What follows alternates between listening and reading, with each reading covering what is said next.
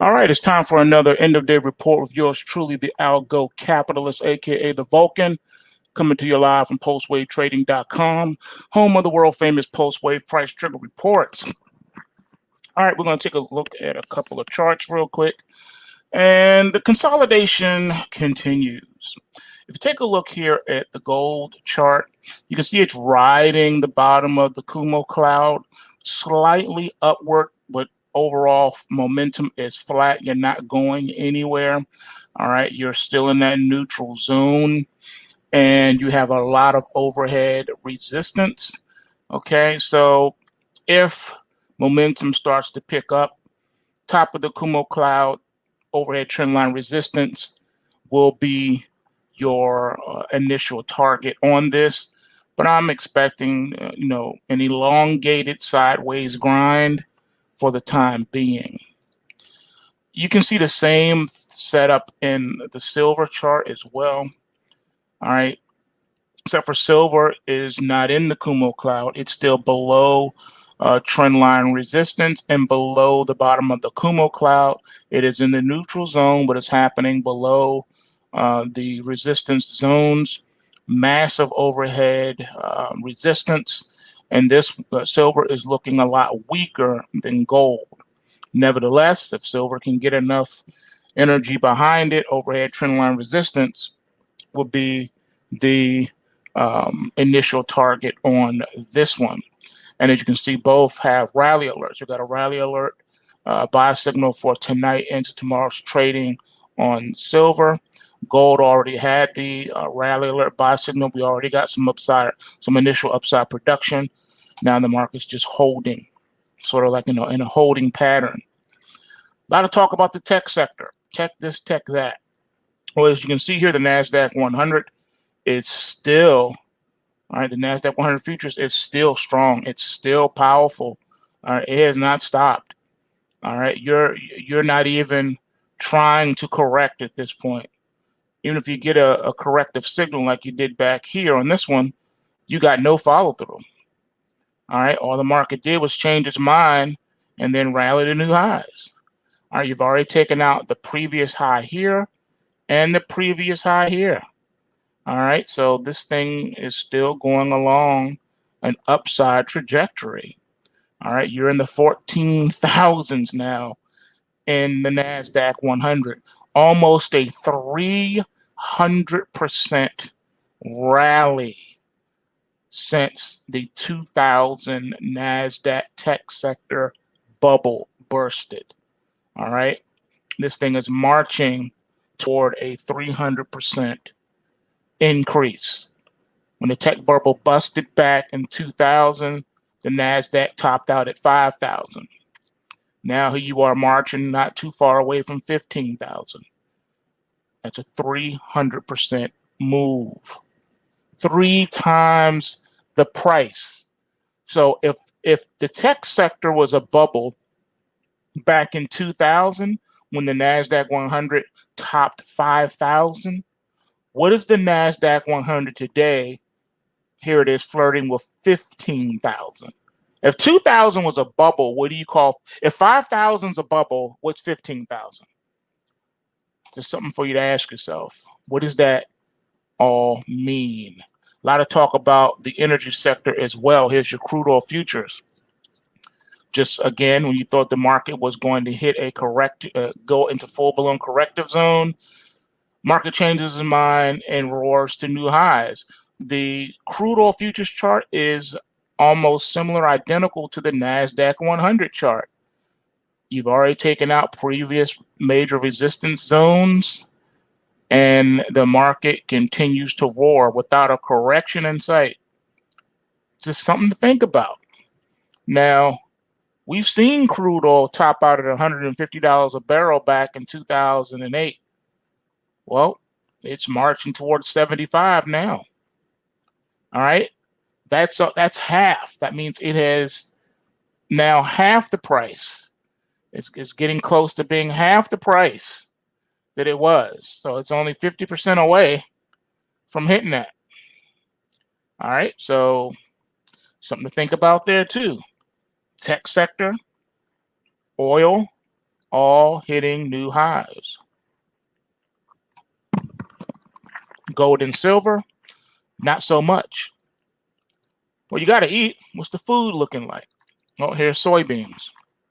So the market finally topped out, got a little bit of upside production from the rally alert buy signal, and now you got that crash alert sell signal, and today you got downside production on that. Looks like the market isn't done selling just yet, and you're in the bearish zone in soybeans. So prices for commodities are starting to come off. All right, so you can't ignore that either. Why is that happening? Well, take a look at your US dollar index. All right, it is now out of the bearish zone, it's out of the neutral zone, and it is now officially in the bullish zone. All right, bulls are in control of this one. It's already at the 92 handle and rising. A stronger dollar means weaker commodity prices, right? Puts a strain on your commodity prices. So we have to look at that. What about the old blue chips? What about the Dow?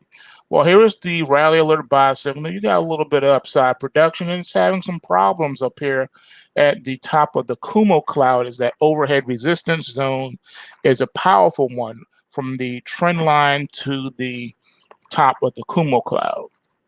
So this resistance zone, this 34,000, is showing itself to be kind of tough.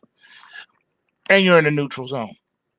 But if this thing can get enough momentum behind it, it can bust through it and then start to play catch up with the Nasdaq as the Dow goes to 35,000. I think the Dow wants to take out that 35,000, and I think the market is well on its way to do that. What about the forex side? Well, here's the Australian dollar in the bearish zone. You had a rally alert buy signal here. You got your upside production now. Overhead trendline resistance is the initial target on this one. Next up is the Canadian dollar. Canadian dollar, you will see, is in the neutral zone. However, the bears are taking over. Right now, you had your crash alert sell signal, and here's your downside production. Already hit initial target of the trend line support, and that's intersecting with the bottom of the Kumo cloud. So you're at target.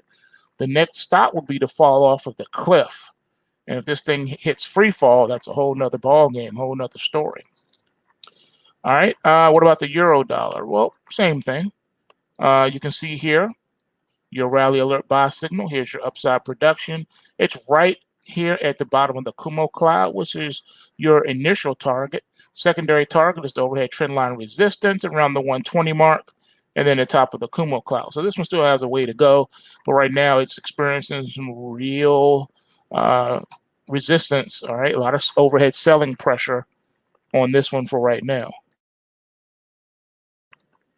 All right, moving right along. Take a look now at, let's see, let's look at Bitcoin. All right, so here's your Bitcoin. All right, so you came into today with a rally alert buy signal. You got that nice upside production. Overhead trendline resistance will be your initial target. You've already taken out that pointer, and now the price action has already retreated. So you've satisfied taking out the pointer. Now the market has retreated, and it looks like it wants to come back up and test the overhead trendline resistance. That'll put you around 39 to 40,000. We'll see if it has enough energy, enough momentum to get there. And you are in the bearish zone, but you know, bear market rallies can be quite powerful. So we should see what happens. Does it have enough energy, and is there enough to keep the sellers away? All right, so that's all I wanted to show you tonight. I see you in the live there. You have two that you want to take a look at. Let's see what I can find out for you. All right, the first one is Wish, which is context logic on the Nasdaq. Let's see what we got here. All right, so this one doesn't have that much data. All right, so as you can see, this one has been in a bear market, so to speak. You've been below the trend line, resistance below the Kumo cloud.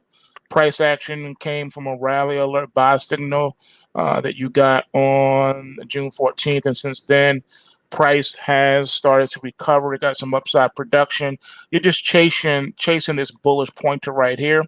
and that coincides with the top of the Kumo cloud, where price action is pretty much setting that.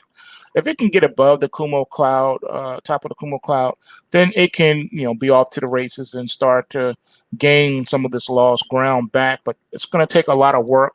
You got a lot of overhead resistance here on this one.